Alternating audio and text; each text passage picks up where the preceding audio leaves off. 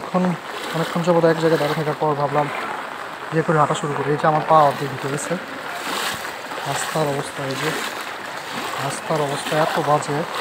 পানি উঠে এই যে ভ্যান গাড়ির চাকা দেখেন কী অবস্থা, ভ্যান গাড়ির চাকা অর্ধেক ঢুকে গেছে। তো আসলে এক জায়গায় যে জায়গায় দাঁড়াইছিলাম ওই জায়গায় পানির পরিমাণ আস্তে আস্তে বাড়তেছে। ভাবলাম যে হাঁটা শুরু করি। এই যে আমার অবস্থা, এই যে পিছনের পানির অবস্থা, এই যে পুরোটা পানি দেখছেন, এই যে মানুষ হাঁটা চলাফেরা করতেছে কতটুকু ঢুকে গেছে। এই যে পরিমাণ বৃষ্টিপাত হইতেছে কিছুক্ষণ পরে আমার মনে হয় এখানে যে বাড়িঘর আছে সেগুলো ডুবে যেতে পারে। তো এখানে আমি একটু কেয়ারফুলি হাঁটতেছি, কারণ রাস্তার মাঝখানে একটু গর্ত থাকে, সেক্ষেত্রে প্রবলেম হতে পারে। এর আগে এরকম বন্যার পানিতে হাঁটতে গিয়ে ভুলবশতের কারণে রাস্তার গর্তে পড়ে গেছি। আর এখানে সাপেরাও বুঝতেছে, আমি তো ভাবছি যে সাপ টাপ আছে কিনা। আমি সাপ টাপের একটা ভয় আমার সঙ্গে কাজ করি। এছাড়া আমি হাঁটতেছি, আমার পা অর্ধেক ধরে গেছে। তো জানি না এই প্রবলেম সলভ কবে হবে। পুরান ঢাকার সব জায়গায় আসলে এরকম অবস্থা। এই যে পানির অবস্থা দেখেন, এই যে একজন লোক হাঁটতেছে, তো উনিও আসলে খুব বিরক্ত। তো ওনারা সবারই একটু কষ্ট হতেছে। উনি ভ্যান গাড়ি দিয়ে যাচ্ছে, ওনার কষ্ট হতেছে ভ্যান গাড়িতে চাকরি করতে, সব মেলা পানি। তো যাতায়াত করতে করতে ভাই আজকের এই বৃষ্টির পানিতে আপনার অনুভূতি কি? পরীক্ষা কি দিতে পারছেন? ও আচ্ছা, যাক, ভাইয়েরও একজন ক্যান্ডিডেট ছিল, সেন্ট্রাল উইমেন্স কলেজে সিট করছিল। তো যাই হোক, এই যে আমার পানির পরিমাণ আরও বাড়ছে এইদিকে, মানে পানির পরিমাণ আরও একটু বেশি না? এই যে হাঁটু ডুবে গেছে। এই যে এই জায়গায় পানির পরিমাণ আরও বেশি। এই যে একটু কাছ থেকে দেখাই, কি একটু নৌকা হলে আই থিঙ্ক বেটার হইতো। তো এই যে দেখছেন পানির পরিমাণ কী পরিমাণ বাড়ছে, মনে হচ্ছে যে আমরা কক্সবাজার সি বিচে আছি, এরকম একটা অবস্থা। যাই হোক, কেয়ার করার লাইফে একটা ব্যাড এক্সপিরিয়েন্স হলো।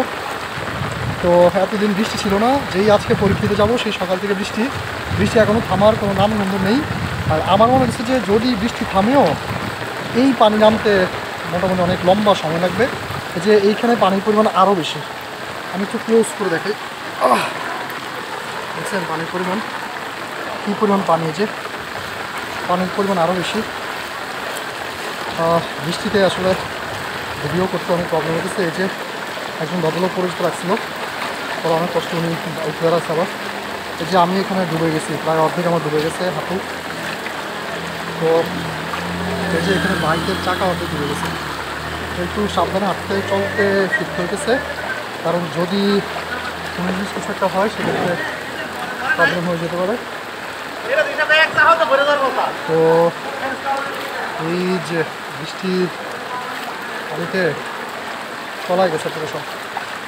আমি আর একটু ইয়ে করে রাখি আপনাদেরকে। এই যে দেখছেন পানির অবস্থা, পানি কী পরিমাণ বাড়ছে।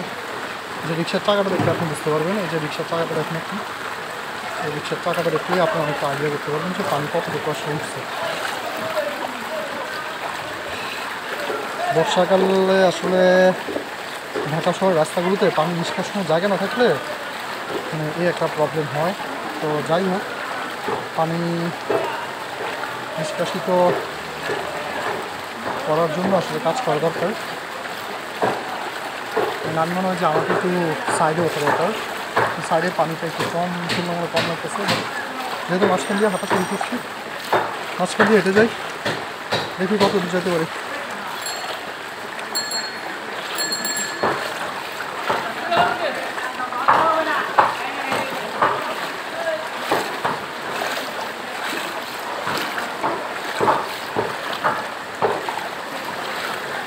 তো পানির পরিমাণ অনেক বেশি, অনেক অনেক অনেক বেশি।